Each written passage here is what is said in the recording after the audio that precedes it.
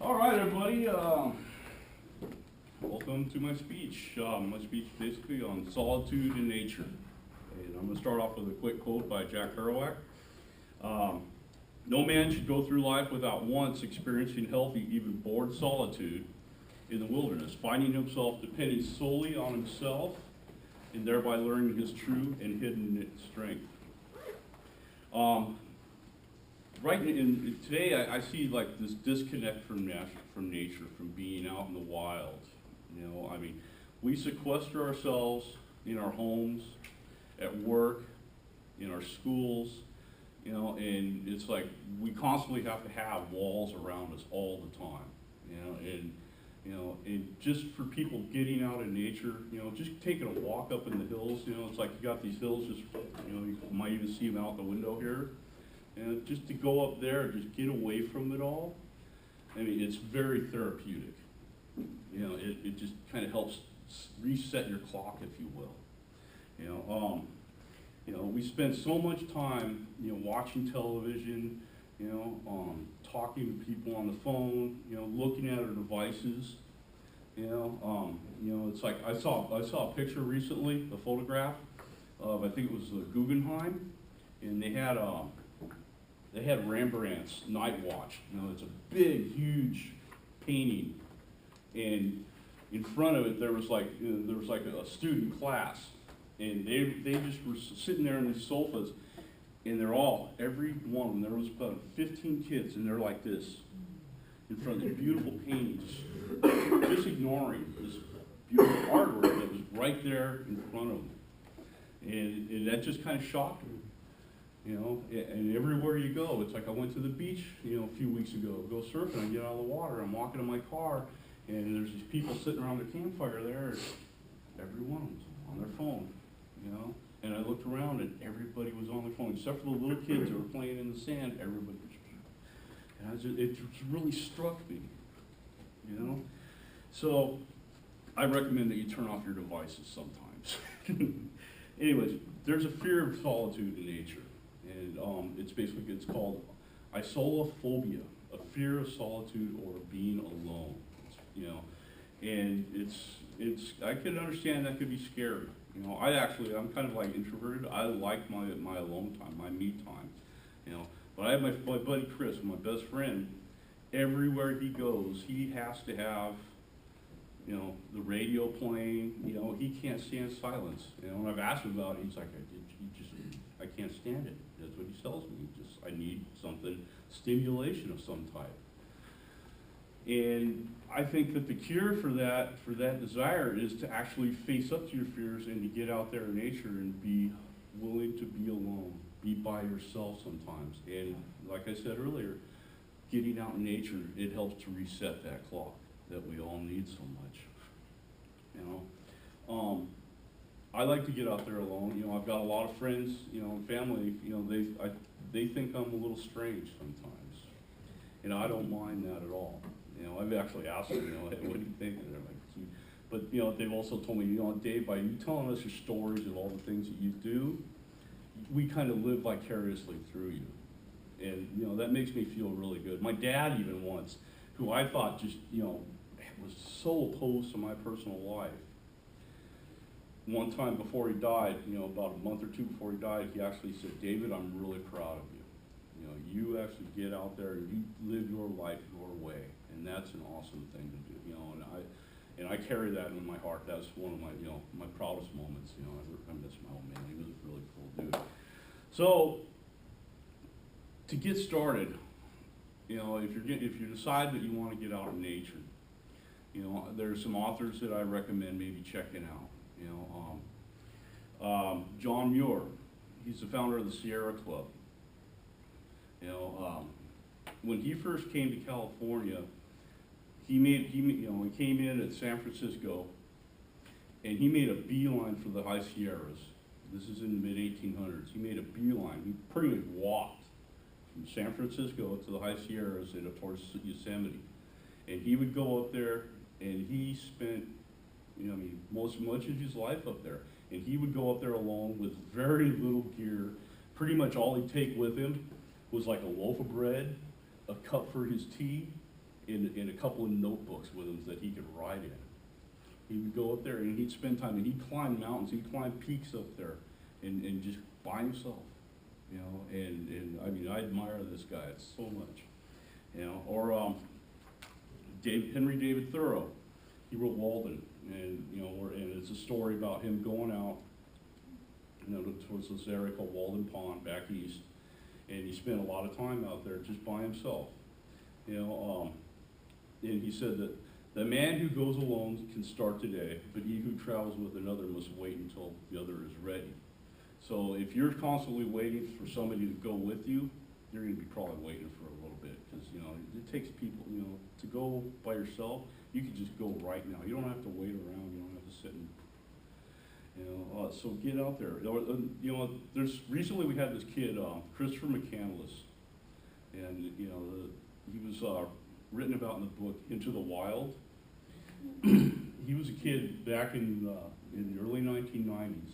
I don't recommend you do this, but he basically fell off the map.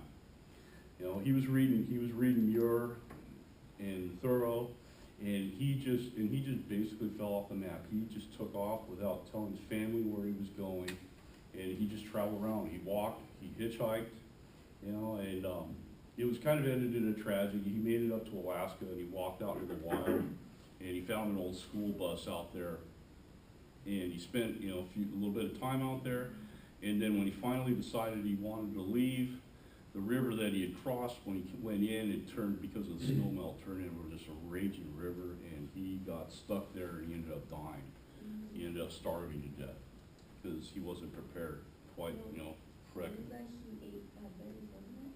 Sorry? That he ate poison berries? Yeah, and he mistook one.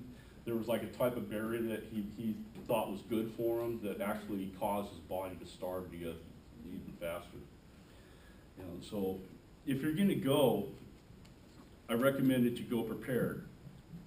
You know, I kind of brought a little bit of, you know, my own personal little survival kit that I carry with me. You know, wherever I go, it's in my car, you know, on my person almost all the time, or is it within, you know, a few minutes of reach. You know, if you're going to go out there, always carry like a compass and a map with you. You know, because, you know, if you take a GPS unit, GPSs are notorious, batteries go dead, you know, and you want to be able to read a map and read a compass and, you know how that works.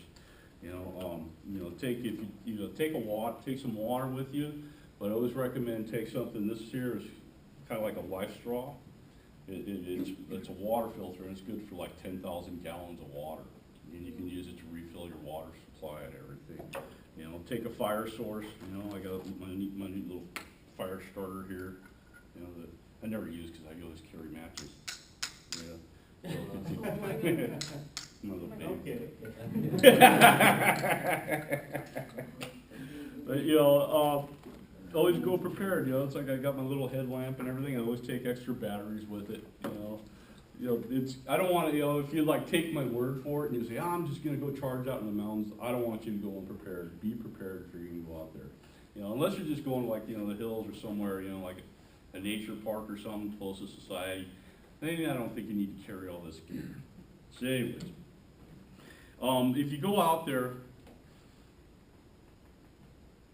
take something to write with and to write on.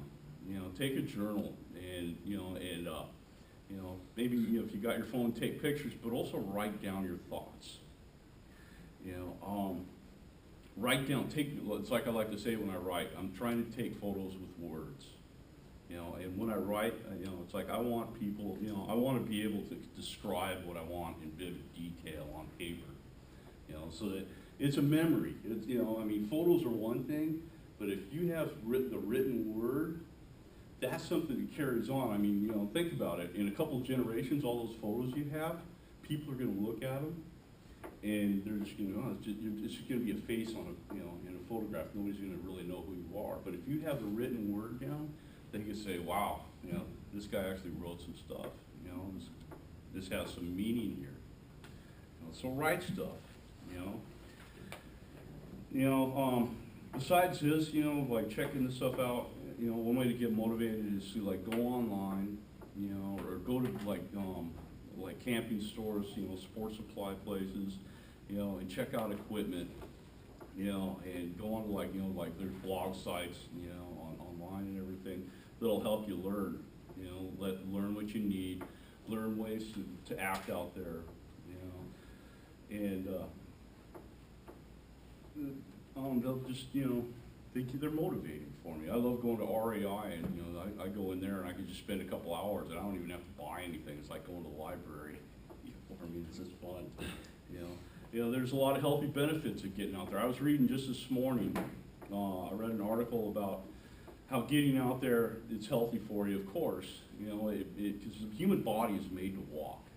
It's made to move, and when you're sitting all the time, your body actually, it stops healing itself. You're hunched over the keyboard, and you're compressing your lungs, and you're stretching your spinal cord the wrong way, and you're made to move. Our ancestors, just recently, just up to a few hundred years ago, were constantly on the move.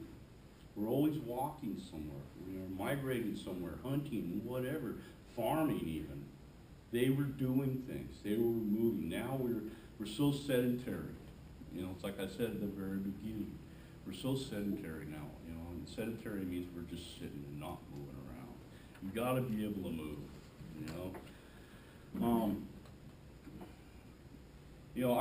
I started a speech, and it was about solitude in nature.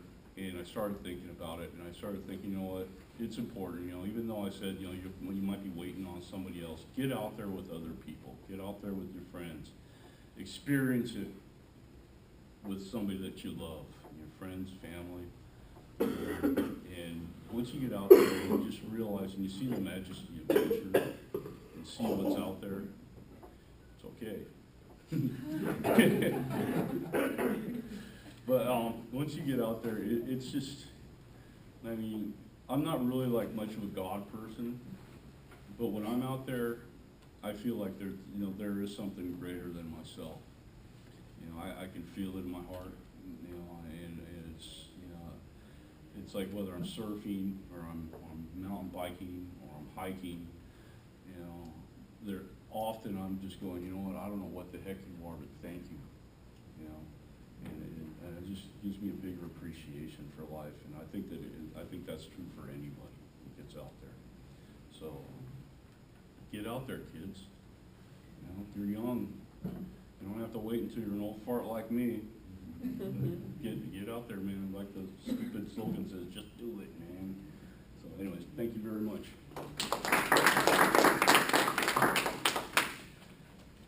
Questions? Question. 12 minutes and 30 seconds. I like how you used the reference of the Ralph Walter Emerson, right? That's the one you used? Actually, I was thinking about, using Emerson, but yeah. I like how you use that reference, because I read some of the stories Mm-hmm. and the transcendental movement. So I just like how you were able to connect his stories and his experience to what you're going through. Yeah. Like when you go out there and you hike or you surf and you do all these things. So I don't know if you read some of his stories, right?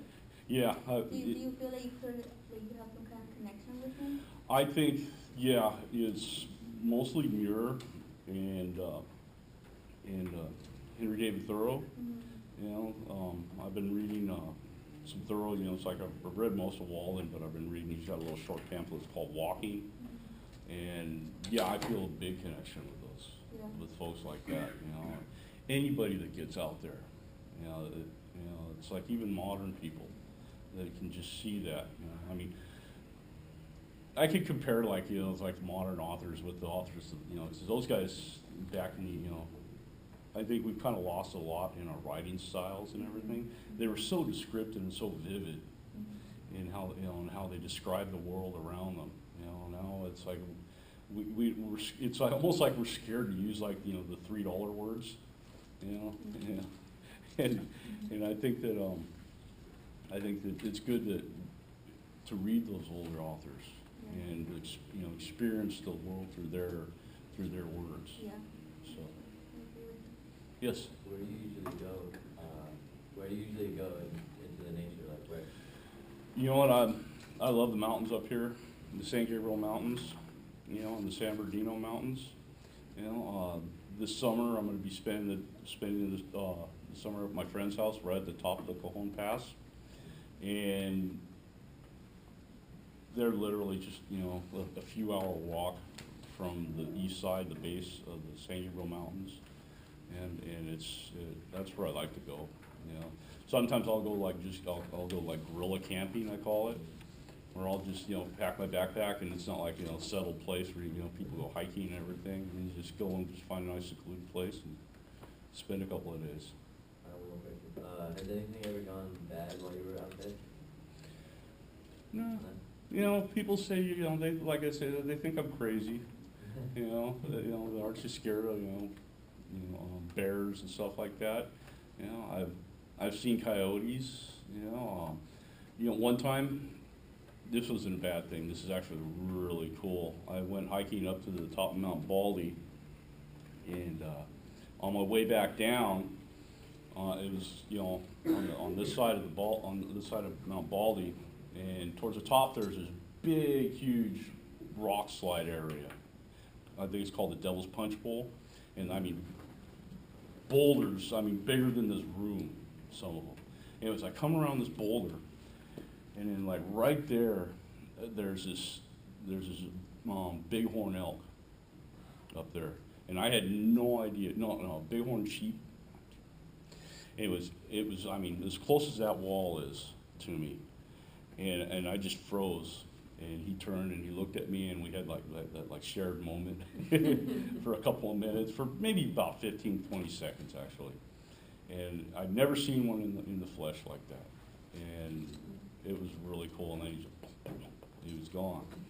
But I've never had anything really bad happen. I mean, I've heard of stuff happening, but I think that when the bad stuff happens, it's people that are unprepared. They're not ready for it, and also, you know, people get out there and they panic. If something bad happens, they panic, and they go, you know, they freak out. You know, and if something bad happens, you know, that's the first thing. Don't panic. You know, I don't know if you guys ever watched Survivor Man. You know, he's got like, you know, like the three things he always says. First thing you do, you take assessment. What's on your person? You know, what do you have personally? What's in your pockets? Second, what's in your very immediate surroundings? 3, what's in your further out surroundings? You know, do you need water? Should you stay there? Is it the best move? Sometimes people get, you know, trapped in a place and they decide, I'm gonna hike my way out. And sometimes the best move is just to stay where you're at, you know, and wait for rescue. You know, and hopefully always tell somebody where you're going. Don't just kind of like walk out there and just, you know, don't tell anybody. Always let somebody know, you know, that's very important, you know, so, I mean, bad things happen, but, you know, bad things happen down here too, you know, you get in car accidents, you walk downstairs or fall down the stairs, so, you know, life is a risk, so, anything else, kids? All right. Thank you very much, I appreciate it.